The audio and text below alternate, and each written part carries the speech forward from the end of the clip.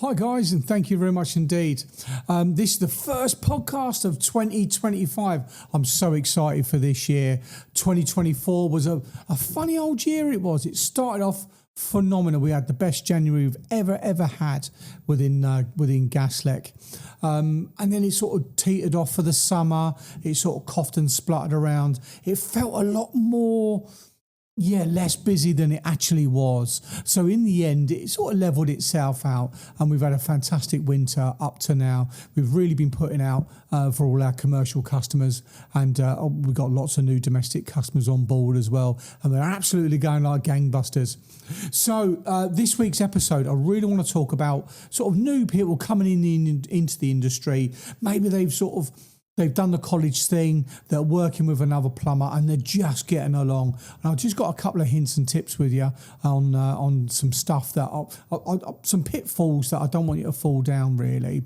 And I want to talk to you about the first big job of 2025. So I'm recording this on Monday the 6th. So we did a big 3-day thing, Friday, Saturday, Sunday. We was working away at a children's nursery, changing loads of radiators over, and I want to talk to you about all of that as well. So first of all, the new people coming into this industry. So anybody who applies for a job here at Gaslec or makes any sort of inquiry, I always ask them, sort of, what's your goal? What do you want? What do you want? Because if we can't give you what you want, then I'm wasting your time and you're wasting my time. So do you want to build a career? Do you want to build up some experience to get some practical skills together because you're thinking about becoming a bit of a multi-trader type thing rather than a dedicated plumber or a heating engineer?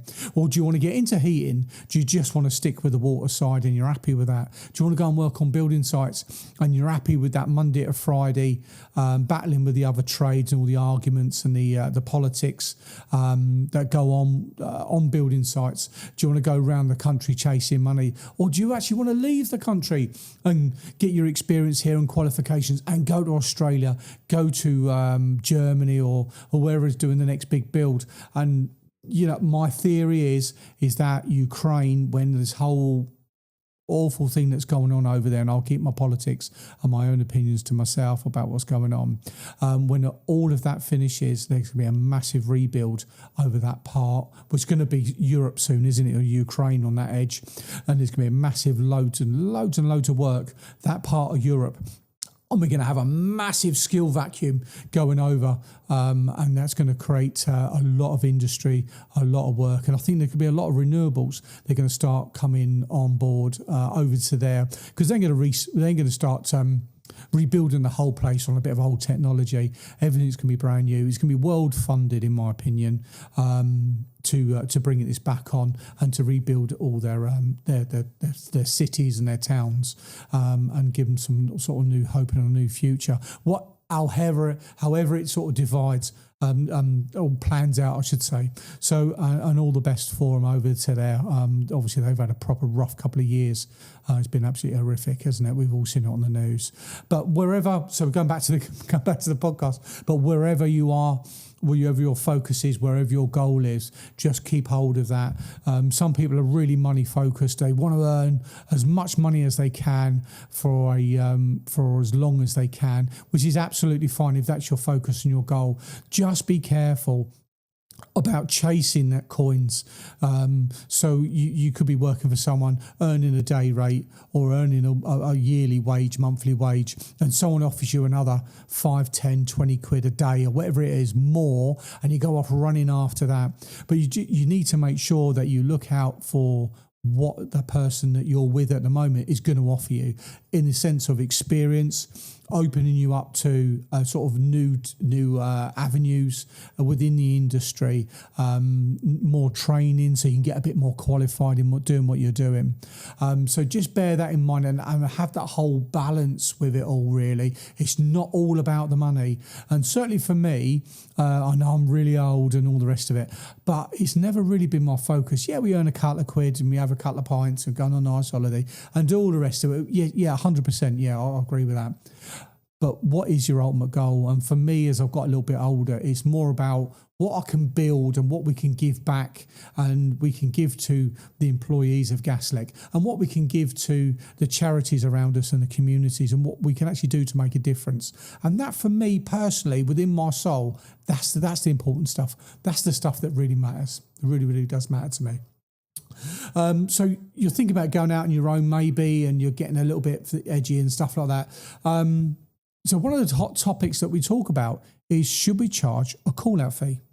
So we go and do a quote, and we do it for free. We go out, you want a new boiler, you want a new gas pipe rerun, whatever it be. Yeah, okay, it's too difficult to quote on the telephone. It's not like a boiler service where it's fairly straightforward. We've got to go out. And of course, all day and all night, they're free of charge. So we turn up, there it all is, done. Obviously, you do get your... I don't like to use the word time wasters. You do get people that are just fishing around, and it's very difficult for the people that are serious about a quotation, and those that are just sort of feeling around, how much is this going to cost? And one of the things here we do at Gaslec, we've now adopted the policy of all quotes are only valid for 30 days.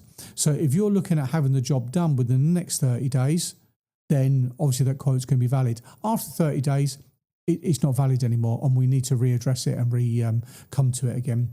And the amount of jobs, whether we would have run them or won them or not, we don't have a crystal ball on that. When they go, oh, okay, no problem at all, we'll come back later on. And, we never got to go out there.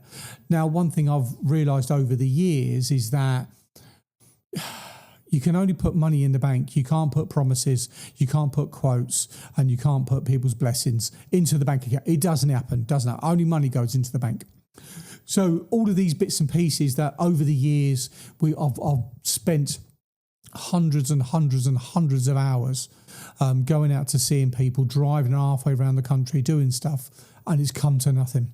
So another thing we started doing the last couple of years, excuse me, is asking people for photos. So when they say, oh, well, we've got this here and we're looking at doing that there, send us some pictures in.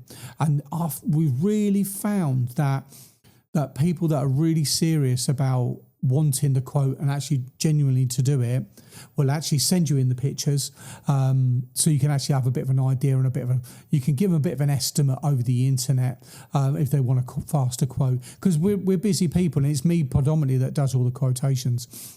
And so if I've got a commercial call out here or there or somewhere else, sometimes I can't get to them after cancel them or rebook them, which is a waste of their time and a waste of mine. So we want to be like trying to qualify for some serious people here. And there'll be companies out there doing click funnels and all these bits and pieces, this clever techie stuff to bring people through. But we're a bit more old fashioned, and people buy from people, and we like to deal with people directly. So yeah, that's just a couple of ways. And one of the biggest pet hates of mine, and I've seen it in the last few years. It started prior to COVID, and I see it more and more, certainly this time of year in the winter time. You'll get someone ringing up, my boiler doesn't work. Oh, okay, sorry, we're fully booked today. It's 3 o'clock, or fully booked. I can get to you tomorrow at 4 o'clock in the afternoon. No problem at all. Book me in. Great, fantastic. Take all the details down. All of a sudden, 3 o'clock in the afternoon, they ring up. Yeah, no problem at all. No, we want to cancel that call out. We've got someone else to do it, and it's all done and dusted. So what these people have done is they've rung multiple people, and they've got someone for 12 o'clock, and they booked someone in for 1 o'clock, a 2 o'clock, and a 3 o'clock, and a 4 o'clock, and they've booked all these people in. And if you're lucky, they'll ring you and tell you that they need to cancel you. So they've got all of these appointments open for all these different people, and if first person can't make it because they're too busy or got waylaid, that's fine, because they're now falling on to the second person, and they're falling on to the third, they're falling on to the fourth, and somebody's, I can't get today, I'll get tomorrow morning. Then they've got the next one to call upon. And I fully understand why people are doing it. But for us running small businesses here in this industry, when we're really, really busy, we're having to turn, I can't come to you tomorrow at 4 o'clock because I've already got a booking. So I do apologise, Mrs. Miggins from the pie shop. I can't do it. So now you're having to put off genuine people that want to make the booking for these people that are making multiple promises and arrangements for other people to go and do this job, typically for boiler breakdowns. How we address that? I don't know. How we can sort of qualify that, I really don't know. Should we take a deposit? A bit of a question, really. If I was to say, okay, give me a 50% deposit for the call-out fee, and then we'll take that off when we're done. But if you cancel it, that's the deposit gone. Does that where the industry needs to go? I don't know. Going back to earlier on. So about quotes are for free. I do apologise, I sort of drifted off. I've got my notes down here, but I've drifted off those. Investigations. So we get a phone call, my boiler don't work. Oh dear, been working last week, stopped working today, I've turned the hot water on, heating on, doesn't work. So now, is that a quote or a call out? Or is that now an investigation? And to give them and tell them what's going on and what now doesn't work in their boiler or within their heating system. Should we, as trained heating engineer professionals, with all our years of experience, all of our business overheads like here at Gaslec Towers, our vans, all our insurances and all them bits and pieces in VAT and all that stuff we have to do all the time, gas safe registration every year, do we now just give all that way out for free? And we go and say, oh, it's your pump that's faulty there. And they go, okay, thank you very much. Send me a quote over. And you never hear from them. So, but you do get the genuine people. But should now we be charging for investigations? And we do here at Gaslec because we're getting so many people. If I send out one of the employees, one of the guys who work for us, even myself, I need to, and there's a minimum rate that we all need to bring into the business as a pot to support all the overheads, all the ongoing training, the wages, the electricity, paying for the Wi-Fi so we can record all this and all those bits and pieces, it all costs money. So if we're going out doing 10 call-outs a day each, diagnosing problems and never get a single job come back in. Now, some people would say, well, that's just the industry and what you're in. You don't get it in commercial. You only get this in domestic. So what is the answer? So if you've got the answer and you want to leave me a comment, email us at podcast@gaslec.net. I'd love to hear your thoughts on it. I'd love to. Anyway, so the first big job of the year. Oh, my God. It was a backbreaker. It was 21 LST radiators. Now, LST radiators stand for low surface temperature RADs. And these were in a children's nursery, so we had to do it out of hours. So I turned up there Friday afternoon and I started best I could with all the kids being around. And then I went off, had a bit of dinner, and then I stayed up there in a hotel up in Cambridge. And then I'll come back in the evening. I cracked on until the evening. It was on a business park, so there was no neighbours to worry about. There's a lot of commercial settings around, so I could bang and crash and sing. But I had my headphones on, not these ones, the other ones, and I was singing to my heart's content over there. So if they've got any camera footage with a microphone on it, they'd have heard all sorts of renditions of Michael Bublé's and all the rest of it. It was fantastic. Really, really good laugh. So we had to take all the old LST radiators, which were broken and bruised and the panels were hanging off and the little vent slits were damaged, and then replace them with the new ones, which was absolutely fantastic. 21 of them though, and 54 kilos each. So it was a lot to do. So we had the whole team up there at Gaslec for the weekend. So the first big job of the year, and the team was amazing. We absolutely got out. We had a really good laugh. We had a good sing-song, and we got the job done, all tested up to temperature. Absolutely fantastic. Found a gas leak in the plant room. Fantastic. I knew where the gas was leaking from. Straight away, I went, gas is leaking from over there. I've had it before, and it was a gas solenoid valve. They have these little Allen keys on the side. And it was banging out of there. It was. Chuck the LD up, put the sniffer on it, chuck the LDF on there. Hopefully we can get some pictures up there as on the video side of this podcast. And there it was, bubbling away. But the low surface temperature. So I'll go into a little bit of specification what LST means. So low surface temperature. So in certain environments, we've got to have hot surface temperatures less than 43 degrees. So where a vulnerable person may come into contact with a surface that's greater than 43 degrees, this must be limited.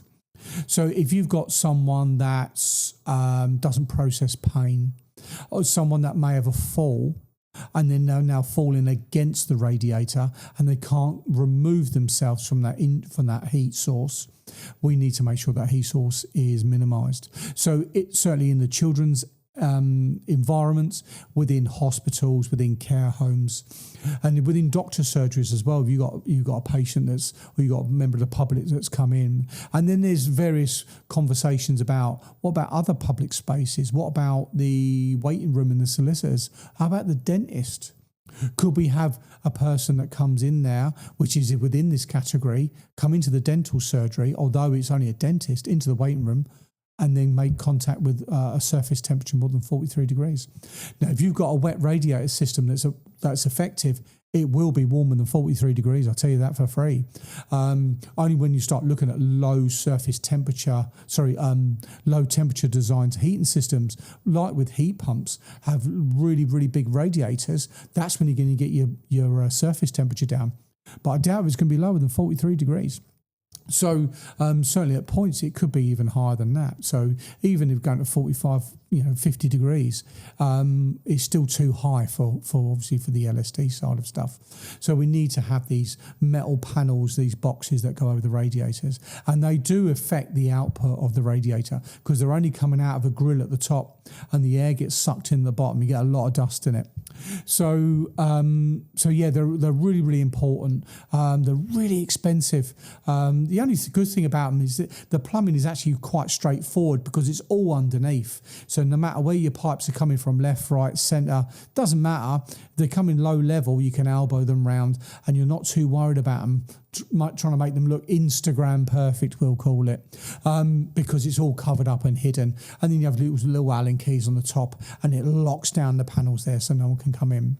But certainly in the children's sectors, what do kids like doing? They love posting things. So we probably cleared, I'd have a guess, at about over 3,000 pencils, I'd say, and crayons and rubbers and rulers and scissors and little bits of card with a bit of blue tack on the back, which they put doing stuff, magnetic letters, sand. The amount of sand we pulled out of these 21 radiators, obviously where the kids are playing, no one's looking, they've got a little cup of sand and they've tipped it on top of the rad, and because it's going behind the panels, it's just mounted up. You'd never see a water leak over there because the sand would suck it all up. It was quite amusing to see it. Probably a whole kitchen bin, that sort of volume per radiator, apart from the one in the hallway, come out with the all the bits and pieces that have been posted in there. So the amount of money these nurseries must be spending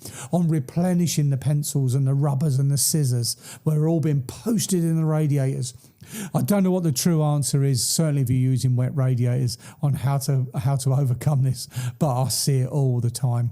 It's it never ceases to amaze me, the amount of we'll call it trinkets that have been posted by the small ones.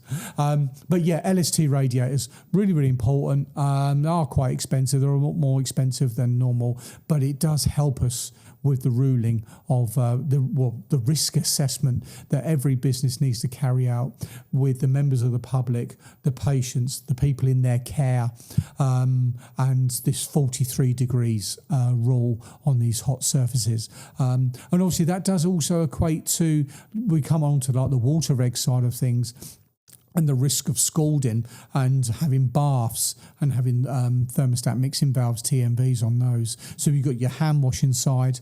And you can imagine if you was in an environment where someone didn't have their own capacity fully, and they run a bath just with a hot tap, and they climbed in maybe as like in a care home situation, and they climbed in and the water was sitting there at like 60, 70 degrees, and they got into the bath and it's red hot and they've fallen over.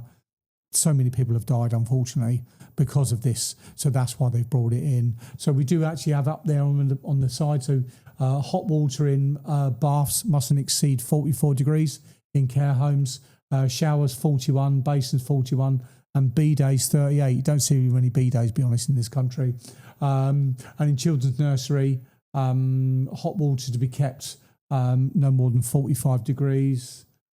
stored greater than 45 degrees, but the taps mustn't exceed 37. Obviously, in children's nurseries, you're not going to be showering children and bathing children. Obviously, that happened.